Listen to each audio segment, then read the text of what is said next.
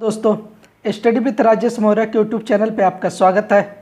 तो आज आप सबके लिए हम एक ही बहुत ही महत्वपूर्ण करार लेकर आए जो एग्रोनॉमी की है। किसका है? एग्रोनॉमी है, यानी कृषि शास्त्र विज्ञान भाग 2 जिसे बोला जाता है, या एग्रोनॉमी। तो इससे जो काफ़ी महत्वपूर्ण क्वेश्चन बनते हैं उसको हम आप सबके लिए बहुत ही महत्वपूर्ण क्वेश्चन, एक एक क्वेश्चन को हमने कई बुकों से हमने ऐड किया है। तो आप सब इस वीडियो को जरूर देखिए और इस वीडियो को आप ज़्यादा से ज़्यादा लाइक शेयर और सब्सक्राइब जरूर करिएगा, क्योंकि अगर हम आप सबको कई बुकों से ऐड करके पढ़ा रहे हैं तो इससे आपके अगर कोई भी आप एग्रीकल्चर से संबंधित कोई भी अगर आप पेपर देने जाते हैं या अन्य कोई आप कंपटीशन का पेपर देने जाते हैं तो उससे भी क्वेश्चन, इससे भी ये सब क्वेश्चन पूछे जा सकते हैं। या अगर आप एग्रीकल्चर से संबंधित कोई भी पेपर देने जाते हैं तो उसमें से तो ये क्वेश्चन जरूर पूछे जाएंगे। इसके अलावा एग्रीकल्चर के अलावा अगर आप कोई भी कंपटीशन देने जाते हैं तो उसमें भी कुछ ना कुछ क्वेश्चन जरूर पूछे जाते हैं। तो चलिए हम स्टार्ट करते हैं। आज हम देखेंगे कैस्टर, या जिसे बोला जाता है अरंडी की फसल। क्या बोला जाता है? कैस्टर क्रॉप या अरंडी बोला जाता है। क्या बोला जाता है? कैस्टर क्रॉप या अरंडी। अब सबसे पहले इसका देखते हैं बोटेनिकल नेम। क्या देखते हैं? Botanical name. अब इसका बोटेनिकल नेम मतलब क्या हो जाएगा? हिंदी में वनस्पतिक नाम हो जाएगा। क्या हो जाएगा? Botanical name. हिंदी में इसे बोला जाएगा वनस्पतिक नेम, यानी वनस्पतिक नाम। तो इसका बोटेनिकल नेम रेसिनस कॉम्बिनस हो जाएगा। क्या हो जाएगा? रेसिनस कॉम्बिनस हो जाएगा। तो ये ध्यान अगर पूछ लेता अरंडी या कैस्टर का बोटेनिकल नेम तो रेसिनस कॉम्बिनस हो जाएगा। क्या हो जाएगा? रेसिनस कॉम्बिनस हो जाएगा। उसके बाद इसकी फैमिली अगर पूछ लेता कि अरंडी या कैस्टर की फैमिली क्या हो जाएगा, तो अरंडी या कैस्टर की फैमिली जो हो जाएगी यूफोरबिएसी हो जाएगी। क्या हो जाएगा? यूफोरबिएसी हो जाएगा। बोटेनिकल नेम रेसिनस कॉम्बिनस हो जाएगा। फैमिली या कुल क्या हो जाएगा? यूफोरबिएसी। अब आता है यहाँ पर ओरिजिन प्लेस दिया। क्या नेक्स्ट क्वेश्चन हमारा जाता है ओरिजिन प्लेस। अब ओरिजिन प्लेस पे कभी कभी पर ये दे देता नेटिव प्लेस। क्या दे देता? Native place. अब नेटिव प्लेस मतलब क्या होता है? मूल स्थान। ओरिजिन प्लेस मतलब क्या होता है? उत्पत्ति स्थान। तो दोनों का क्वेश्चन का समझ लीजिए आंसर एक ही रहता, केवल पूछने का जो तरीका होता है वो तुरंत बदल देता है। तो कुछ स्टूडेंट क्या होता है इसी में कंफ्यूज हो जाते हैं कि हमने तो पढ़ा था ओरिजिन प्लेस और यहाँ पर दे दिया नेटिव प्लेस। तो इसको आपको देख के कंफ्यूज नहीं होना। अगर ओरिजिन प्लेस पूछेगा तो भी वही रहेगा, या नेटिव प्लेस पूछेगा तो भी आपका वही रहेगा। तो कैस्टर या अरंडी का ओरिजिन प्लेस या उत्पत्ति स्थान, या नेटिव प्लेस मतलब मूल स्थान। तो क्या हो जाएगा? इथोपिया हो जाएगा। क्या हो जाएगा? इथोपिया हो जाएगा। ये ध्यान रखना। नेक्स्ट क्वेश्चन आ जाता है कि टाइप ऑफ इन्फ्लोरेसेंस, यानी किस प्रकार का पुष्पक्रम पाया जाता है। अगर पूछ लेता कि अरंडी या कैस्टर में व्हिच टाइप ऑफ इन्फ्लोरेसेंस, तो किस प्रकार का इन्फ्लोरेसेंस जो होता पाया जाता है इन कैस्टर, मतलब कैस्टर या अरंडी में किस प्रकार का पुष्पक्रम पाया जाता है, तो रेशम प्रकार का पुष्पक्रम पाया जाता है। किस प्रकार का पुष्पक्रम पाया जाता है? रेशम प्रकार का पुष्पक्रम पाया जाता है। तो हम आप सबको जो वीडियो उपलब्ध कराएंगे वो दोनों लैंग्वेज में रहेगा, हिंदी और इंग्लिश दोनों रहेगा। हमारा जो टाइपिंग जो लिखा रहेगा इंग्लिश में उसको हम हिंदी में भी आप सबको पूरा समझाने की कोशिश करेंगे। तो टाइप ऑफ इन्फ्लोरेसेंस पुष्पक्रम का प्रकार हो जाएगा रेशम। अब ये था टाइप ऑफ फ्रूट, यानी फल का जो प्रकार होता। अगर पूछ लेता कि अरंडी या कैस्टर में जो फल का प्रकार क्या होता है, तो जो फल का प्रकार वो हमारा होता है कैप्सूल होता है। क्या होता है? कैप्सूल। अगर हिंदी में देखा जाए तो संपुट इसे बोला जाता है। क्या बोला जाता है? संपुट। अब जैसे हमारा ओकरा या भिंडी हो जाएगा। क्या हो जाएगा? ओकरा या भिंडी। या भिंडी को हम किस नाम से जानते हैं? ओकरा के नाम से भी जानते हैं, या लेडी फिंगर के नाम से भी जाना जाता है। किस नाम से? ओकरा के नाम से भी जाना जाता है और लेडी फिंगर के नाम से भी जाना जाता है। तो टाइप ऑफ फ्रूट अगर भिंडी का भी पूछ लेगा तो यही हो जाएगा, कैप्सूल या संपुट होता है। क्या होता है? कैप्सूल या संपुट होता है। तो ये ध्यान रखना। ऐसे हमारा कैस्टर में टाइप ऑफ फ्रूट, तो फल का प्रकार क्या हो जाएगा? कैप्सूल या संपुट हो जाएगा। नेक्स्ट क्वेश्चन है तो क्रोमोसोम नंबर है, यानी जिसे बोला जाता है गुणसूत्र संख्या। क्या बोला जाता है? गुणसूत्र संख्या। तो गुणसूत्र संख्या के अगर देखा जाए किससे डिनोट किया जाता है, प्रदर्शित किया जाता है, तो 2n से डिनोट किया जाता है। क्या? 2n से प्रदर्शित किया जाता है। तो अगर बाई चांस कभी कभी क्रोमोसोम नंबर ना लिखकर 2n दे सकता है तो ये समझ लेना वहाँ पर क्रोमोसोम नंबर या गुणसूत्र संख्या पूछ रहा है। तो कैस्टर या अरंडी में जो गुणसूत्र की संख्या होती है 20, यानी 20 होता है। कितना होता है? 20 होता है। तो कैस्टर या अरंडी पहले हमने बात बोटेनिकल रेसिनस कॉम्बिनस हो जाएगा। फैमिली हो जाएगी यूफोरबिएसी। ओरिजिन प्लस इथोपिया हो जाएगा। किस प्रकार का पुष्पक्रम पाया जाता है? रेशम। किस प्रकार का फल पाया जाता है? कैप्सूल। गुणसूत्र की संख्या कितनी होती है? तो 20 हो जाएगा। अब इसके बाद हम नेक्स्ट क्वेश्चन, तो चलिए हम नेक्स्ट क्वेश्चन देखते हैं। ऑयल कंटेंट इन कैस्टर, अगर पूछ लेता कि ऑयल कंटेंट यानी तेल की मात्रा कितनी होती है कैस्टर में, किसमें?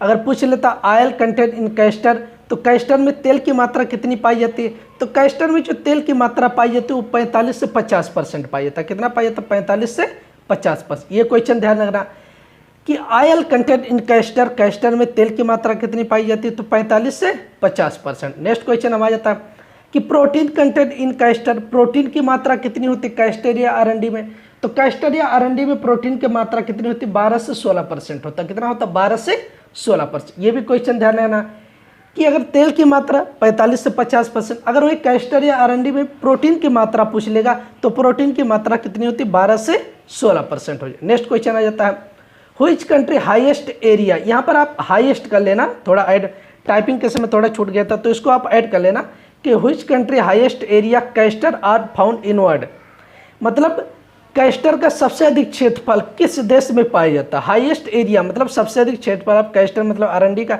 आर फाउंड इन वर्ल्ड मतलब विश्व में सबसे अधिक कैस्टर का क्षेत्रफल किस देश में पाया जाता है, तो विश्व में सबसे अधिक जो कैस्टर का क्षेत्रफल पाया जाता है वो इंडिया में पाया जाता है। कहाँ पर पाया जाता है, इंडिया में। यानी एरिया मतलब सबसे अधिक एरिया में कहाँ पर इसकी खेती की जाती है, सबसे अधिक क्षेत्रफल कहाँ पर पाया जाता है, तो इंडिया में पाया जाता है। कहाँ पर पाया जाता है, इंडिया में। नेक्स्ट क्वेश्चन आ जाता है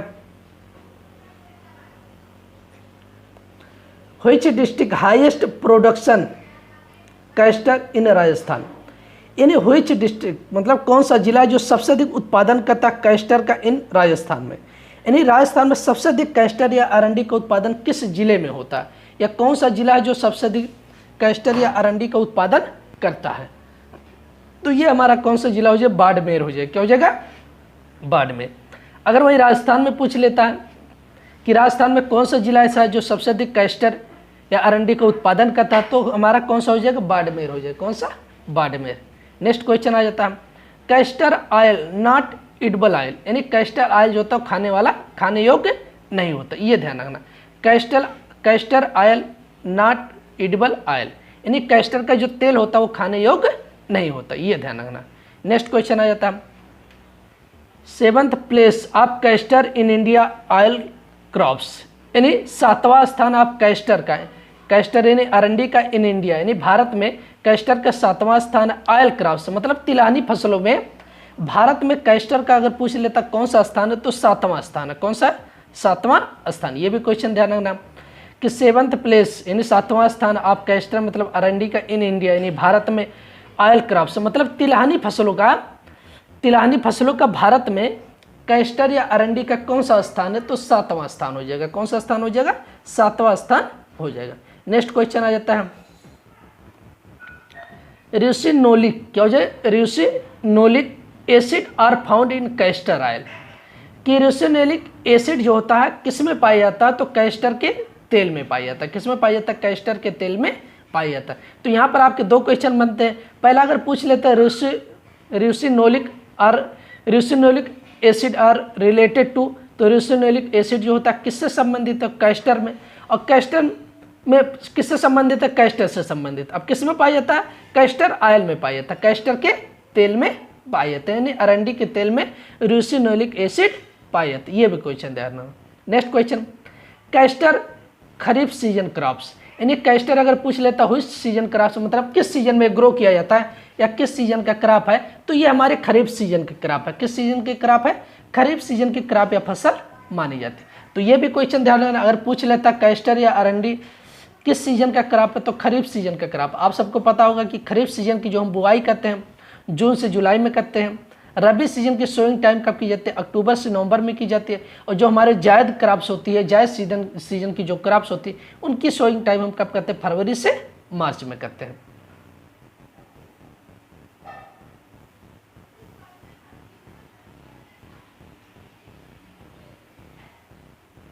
अब हमारा नेक्स्ट क्वेश्चन आ जाता है रायोनोलिक, क्या हो जाए, रायनोनोलिक हो जाए, रायनोनोलिक।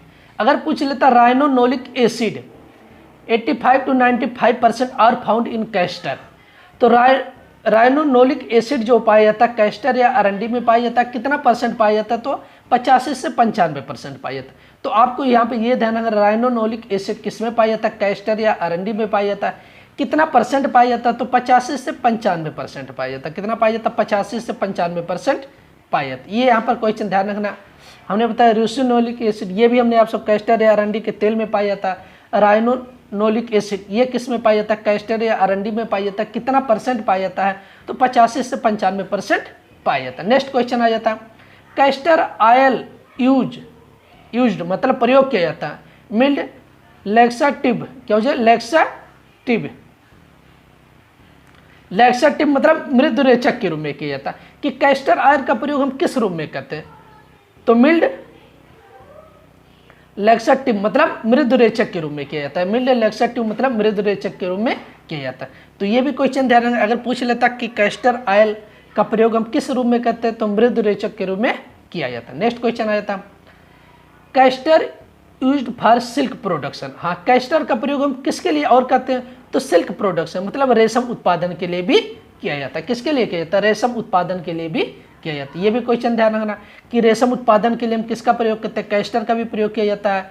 मिल्ड लैक्साटिव का प्रयोग हम किस दवा का प्रयोग, मिल्ड लैक्साटिव मृदुरेचक के रूप में हम किसका प्रयोग करते हैं, तो कैस्टर या कैस्टर ऑयल का प्रयोग करते हैं, किसका प्रयोग करते हैं, कैस्टर ऑयल का प्रयोग किया जाता है। उसका castor use for I drop in animal, हाँ अब जंतुओं में आई ड्रॉप के रूप में भी इसका प्रयोग किया जाता है, किसमें, जो हमारे एनिमल होते हैं उसमें आई ड्रॉप मतलब जो आंखों में डालने वाली ड्रॉप होती है कि आंख में अगर कोई प्रॉब्लम हो जाती है तो उसको बनाने के लिए हम किसका भी प्रयोग करते हैं, कैस्टर का प्रयोग किया जाता है। तो यहाँ पर काफ़ी महत्वपूर्ण क्वेश्चन है कि मृदुरेचक कैस्टर का प्रयोग, सिल्क प्रोडक्शन के लिए भी कैस्टर का प्रयोग किया जाता है, आई ड्रॉप इन एनिमल जो हमारे जीव जंतु होते हैं उनके आई ड्रॉप के लिए भी प्रयोग किया जाता है। तो ये काफ़ी महत्वपूर्ण क्वेश्चन। नेक्स्ट क्वेश्चन आ जाता है, 6.4% nitrogen, 2.5% phosphorus and 1% potash are found in castor cake, यानी जो कैस्टर की हमारी खली होती, क्या होती है, केक मतलब खली जो होती है, उसमें अगर नाइट्रोजन की मात्रा पूछ लेता कितना पाया जाता तो 6.4% पाया जाता, फास्फोरस की मात्रा कितना पाया जाता तो 2.5% पाया जाता, पोटास की मात्रा कितनी पाई जाती तो 1% पाया जाता, कितना परसेंट पाया जाता 1% पाई। ये भी क्वेश्चन ध्यान रखना है कि कैस्टर जो केक होता है, जो कैस्टर की खली होती है उसमें नाइट्रोजन 6.4, फास्फोरस 2.5% एंड पोटास 1% पाया जाता है। नेक्स्ट क्वेश्चन आ जाता है कि castor are resistant to termite, यानी कैस्टर जो होता है प्रतिरोधी होता है, कैस्टर या अरंडी जो होता है किस इंसेक्ट या कीट के प्रति प्रतिरोधी होता है, तो टर्माइट्स यानी दीमक के प्रति, किसके प्रति, टर्माइट या दीमक के प्रति रेसिस्टेंट होता है, क्या होता है, रेसिस्टेंट होता है। तो बाई चांस कभी पूछ लेता कि टर्माइट्स के प्रति हमारी कौन सी जो होती है क्रॉप्स, कौन सी आयल जो हमारी क्रॉप्स होती है रेसिस्टेंट होती है, तो तिलहनी फसल हमारी कैस्टर जो होता है ये टर्माइट्स या दीमक के प्रति रेसिस्टेंट होती है। उसके बाद नेक्स्ट क्वेश्चन हमारा आ जाता है, resin are found in castor cake, हाँ अगर पूछ लेता है कि कैस्टर या अरंडी की खली में क्या पाया जाता है, रेसिन पाया जाता है, क्या पाया जाता है, रेसिन पाई जाती है। ये भी क्वेश्चन ध्यान रखना कि कैस्टर या अरंडी की खली में क्या पाया जाता है, तो इसकी खली में हमारा रेसिन पाया जाता है। नेक्स्ट क्वेश्चन आ जाता है कि castor are cross pollinated crops, castor जो हमारा क्रॉस पॉलिनेटेड क्रॉप यानी पर परागित फसल है, बाई किसके, और इसमें क्रॉस पॉलिनेशन किसके द्वारा होता, बाई विंड यानी हवा के द्वारा होता, किसके द्वारा होता, हवा के द्वारा होता। तो ये भी क्वेश्चन ध्यान रखना, अगर पूछ लेता है कि कैस्टर क्रॉप्स यानी कैस्टर जो हमारी क्रॉप्स होती है, कैस्टर और क्रॉस पॉलिनेटेड क्रॉप कैसी है, क्रॉस पॉलिनेटेड मतलब पर परागित फसल है। अब इसमें पॉलिनेशन बाई किसके द्वारा होता, तो विंड यानी विंड या किसके द्वारा होता, हवा के द्वारा होता। अब यहाँ पर एक क्वेश्चन आप ध्यान रखना कि कैस्टर और मोनोसियस, यहाँ डायोसियस नहीं रहेगा, इसको आप करेक्शन कर लेना कि ये मोनोसियस क्रॉप होती है, क्या होती है, मोनोसियस क्रॉप होती है, डायोसियस नहीं रहेगा, मोनोसियस रहेगा, क्या रहेगा, मोनोसियस। नेक्स्ट क्वेश्चन आ जाता है, अब देखते हैं क्लाइमेट या जलवायु, क्या देख लेते हैं, क्लाइमेट या जलवायु। ये भी क्वेश्चन काफ़ी महत्वपूर्ण पूछ लेता है कि हमें कैस्टर की अगर कल्टीवेशन या खेती करें तो किस प्रकार की जलवायु की आवश्यकता होती है, तो कैस्टर क्रॉप रिक्वायर्ड मतलब कैस्टर की फसल की आवश्यकता होती है hot and humid climate, hot मतलब गर्म और आर्द्र जलवायु की आवश्यकता होती है, कैसी, गर्म और आर्द्र जलवायु की आवश्यकता होती है। तो ये ध्यान रखना, castor crop required hot and humid climate, तो गर्म और इसे आर्द्र जलवायु की, इसकी खेती के लिए गर्म और आर्द्र जलवायु की आवश्यकता होती है। Plant growth optimum temperature 20 to 26 degree centigrade, पौधों की वृद्धि के लिए अगर ऑप्टिमम टेम्परेचर उपयुक्त तापमान कितना होना चाहिए, तो 20 से 26 डिग्री सेंटीग्रेड होना चाहिए। तो ये भी क्वेश्चन ध्यान रखना कि पौधों के ग्रोथ यानी वृद्धि के लिए कैस्टर या जो हमारी अरंडी होती है उसके पौधों की वृद्धि के लिए टेम्परेचर कितना होना चाहिए, तो 20 से 26 डिग्री सेंटीग्रेड होना चाहिए। इसके लिए किस प्रकार की क्लाइमेट जो होता है प्रेफर मतलब पसंद करते हैं या सुटेबल होता है, तो हॉट एंड ह्यूमिड क्लाइमेट। कौन सी होती है? हॉट एंड ह्यूमिड क्लाइमेट इसके लिए सुटेबल होती है। अब हमारे नेक्स्ट क्वेश्चन आ जाता है, castor crop annual rainfall required, यानी कैस्टर या अरंडी की फसल के लिए जो एनुअल रेनफॉल की आवश्यकता कितनी होती है, मतलब वार्षिक वर्षा की आवश्यकता कितनी होती है? तो castor crop annual rainfall required, castor या अरंडी की फसल के लिए वार्षिक वर्षा की आवश्यकता कितनी होती है? तो 600 से 700 मिलीमीटर हो जाएगा। क्या हो जाएगा? मिलीमीटर। अगर यहाँ पर सेंटीमीटर दे देता तो 60 से 70 सेंटीमीटर हो जाएगा। कितना हो जाएगा? 60 से 70 सेंटीमीटर। ये भी क्वेश्चन ध्यान रखना कि कैस्टर की फसल के लिए एनुअल रेनफॉल मतलब वार्षिक वर्षा कितनी होनी चाहिए? तो एनुअल रेनफॉल या वार्षिक वर्षा जो होनी चाहिए 600 से 700 मिलीमीटर या 60 से 70 सेंटीमीटर हो जाएगा। नेक्स्ट क्वेश्चन आ जाता है, अब सॉइल या मृदा देख लेते हैं। क्या? सॉइल या मृदा, इसकी खेती के लिए कौन सी मृदा सुटेबल होती है? किस मृदा में हम खेती करें जिसका आसानी से ये जिसकी जो हमें फसल आसानी से इसका ग्रो हो सके? तो सॉइल, तो sandy loam soil is suitable for castor cultivation. Sandy loam मतलब बलुई दोमट, बलुई दोमट मृदा जो होता है इसकी खेती के लिए सुटेबल होता है। क्या होता है? सैंडी लोम मतलब बलुई दोमट मृदा जो होता है इसकी खेती के लिए सुटेबल होता है। तो अगर पूछ लेता है कि किस प्रकार की मृदा में खेती, किस प्रकार की मृदा जो होता है कैस्टर की खेती के लिए उपयुक्त मानी जाती है, ऑप्टिमम रहती है, तो सैंडी लोम यानी बलुई दोमट मृदा इसके लिए उपयुक्त मानी जाती है। पीएच अगर पूछ लेता, पीएच जो सुटेबल कितना होना चाहिए भूमि का पीएच मान, तो 5 से 6.5 होना चाहिए, यानी एसिडिक होना चाहिए। कैसा होना चाहिए? 5 से 6.5 मतलब एसिडिक होना चाहिए। नेक्स्ट क्वेश्चन, अब नेक्स्ट क्वेश्चन आ जाता है सीड रेट। सीड रेट मतलब क्या होता है? बीज दर हो जाएगा। क्या हो जाएगा? बीज दर। अब कैस्टर का सीड रेट है बीज दर कितना होता है? तो 12 से 15 किलोग्राम प्रति हेक्टेयर हो जाएगा। कितना हो जाएगा? 12 से 15 किलोग्राम प्रति हेक्टेयर हो जाए। ये भी क्वेश्चन ध्यान रखना कि कैस्टर या अरंडी के लिए सीड रेट कितना होना चाहिए? तो सीड रेट या बीज दर जो होना चाहिए 12 से 15 किलोग्राम प्रति हेक्टेयर होना चाहिए। नेक्स्ट क्वेश्चन आ जाता है सोइंग टाइम या बुआई का समय।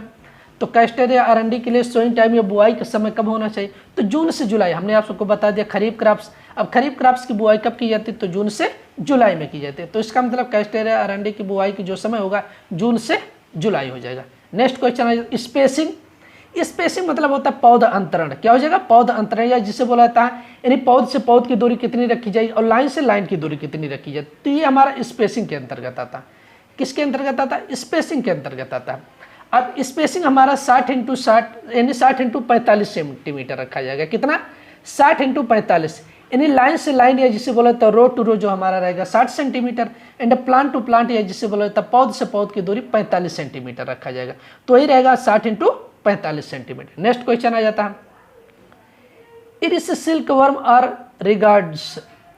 Iris silk worm are regards, इरिस सिल्क वर्म को पाला जाता है। किस पर पाला जाता है? कैस्टर लीफ, अरंडी की पत्तियों पर। इरिस सिल्क वर्म जो होता है एक हमारा रेशम कीट होता है। क्या होता है? रेशम कीट होता है। इसको किस पर पाला जाता है? तो रिगार्ड्स मतलब पाला जाता है। तो किसको? कैस्टर की लीफ से मतलब अरंडी की पत्तियों पर इसका पालन किया जाता है। तो ये काफी महत्वपूर्ण क्वेश्चन है जो यूपी कैडर में भी कई बार और कई जगह ये MSc में कई जगह ये क्वेश्चन पूछा गया है। तो इरिस सिल्क वर्म और रिगार्ड्स, तो इरिस सिल्क वर्म या मतलब कैस्टर, इरिस सिल्क वर्म जो रेशम कीट इसको किस पर पाला जाता है? तो कैस्टर लीव्स, कैस्टर या अरंडी की पत्तियों पर पाला। नेक्स्ट क्वेश्चन, कैस्टर और मोनोसियस क्रॉप हमने आप सबको पहले बता दिया, डायोसियस वहां पर नहीं रहेगा, ये मोनोसियस क्रॉप रहेगा। Next question, which country highest castor production in world, यानी विश्व में सबसे अधिक कैस्टर का उत्पादन किस देश में होता है? तो ब्राजील में होता है। किस में होता है? ब्राजील में। ये क्वेश्चन काफी आप ध्यान रखना कि कैस्टर का सबसे अधिक उत्पादन किस देश में होता है? तो कैस्टर का सबसे अधिक उत्पादन जो होता है ब्राजील में होता है। अगर एरिया की बात किया जाए तो एरिया हमारा कौन सा हो जाएगा? वो एरिया हमारा क्या हो जाएगा? भारत हो जाएगा। अगर भारत में सबसे अधिक कैस्टर का उत्पादन किस राज्य में होता है? तो आंध्र प्रदेश। ये क्वेश्चन आप नोट कर लीजिए, इसको हमने आप सबको अगर नहीं बताया तो नेक्स्ट लेक्चर में आप सबको जरूर बताएंगे। ये हमारा कैस्टर या अरंडी का फर्स्ट लेक्चर था। इसके बाद आप सबको एक लेक्चर हम और उपलब्ध कराएंगे। तो जितने भी स्टूडेंट हमारे इस चैनल को आप सभी लोग देखें, तो अगर आप सबको वीडियो अच्छा लगा तो आप इस वीडियो को ज़्यादा से ज़्यादा लाइक शेयर और सब्सक्राइब जरूर करिए। तो आज के लिए इतना ही रखते हैं, बाकी मिलते हैं नेक्स्ट लेक्चर में। धन्यवाद।